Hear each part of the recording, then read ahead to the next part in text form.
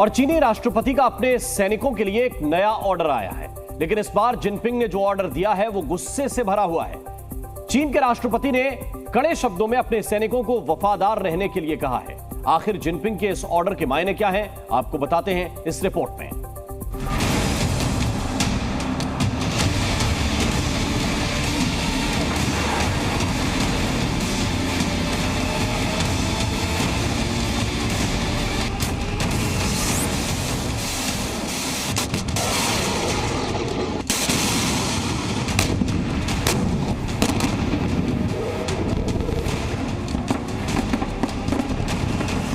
दुनिया जानती है कि चीनी राष्ट्रपति की रणनीति क्या है। दुनिया जानती है कि शी जिनपिंग चाहते क्या हैं। चीन की जमीन अतिक्रमण की रणनीति को जानते हुए भी कई देश जिनपिंग के जाल में फंसते चले गए। जिनपिंग के कर्ज के जाल में कई देश उलझते चले गए।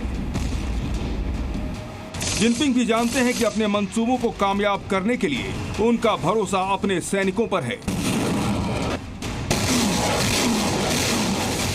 यानी जिनपिंग अपने सैनिकों और उनकी ताकत के सहारे अपनी रणनीति को कामयाब बनाना चाहते हैं।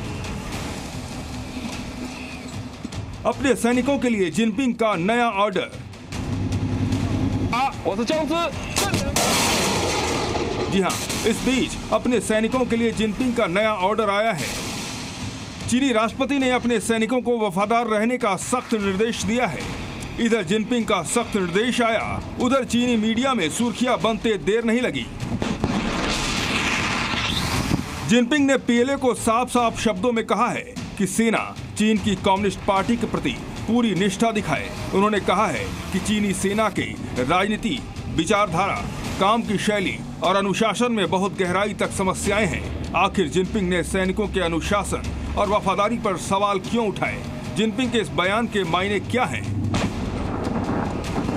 शी जिनपिंग अपनी आर्मी को कहते हैं कि आप लॉयल रहो, यानी कि जो पॉलिसी कम्युनिस्ट पार्टी रखी है उस पर लॉयल्टी रहे। गन का जो बैरल है, बंदूक की जो नली है, उसका कंट्रोल पार्टी के हाथ में होगा। चीनी राष्ट्रपति शी जिनपिंग ने पीएलए के सैनिकों पर सिर्फ वफादारी दिखाने के ही संकेत नहीं दिए हैं। गुस्से में लाल जिनपिंग ने सेना के अंदर भ्रष्टाचार के खिलाफ भी ज्यादा सख्त कार्रवाई के संकेत दिए हैं। इससे पहले जिनपिंग के गुस्से की आग में कई अधिकारी नप चुके हैं। चीनी राष्ट्रपति ने 12 से ज्यादा सीनियर जनरल और रक्षा उद्योगों के अधिकारियों को बर्खास्त कर दिया था। पिछले महीने चीनी मीडिया के हवाले से खबर आई कि चीन की प्रथम महिला पेंग ल्यूयान एक सैन्य विश्वविद्यालय में नजर आई। इतना ही नहीं, जिनपिंग की पत्नी के जनरल के पद पर प्रमोशन के सुझाव वाली रिपोर्ट से भी वो सुर्खियों में थी। ऐसे में चीनी मीडिया के रिपोर्ट्स में दावा किया जाने लगा कि भविष्य में जिनपिंग ने अपनी पत्नी को सैन्य नेताओं की जांच करने और उनके उच्च स्तरीय प्रतिभा के आकलन के लिए भेजा है।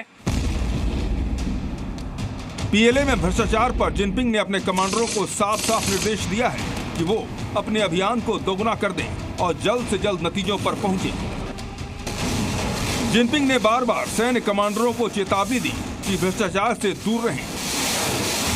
चाइनीज आर्मी के अंदर ये लगता है कि करप्शन बहुत भरी हुई है।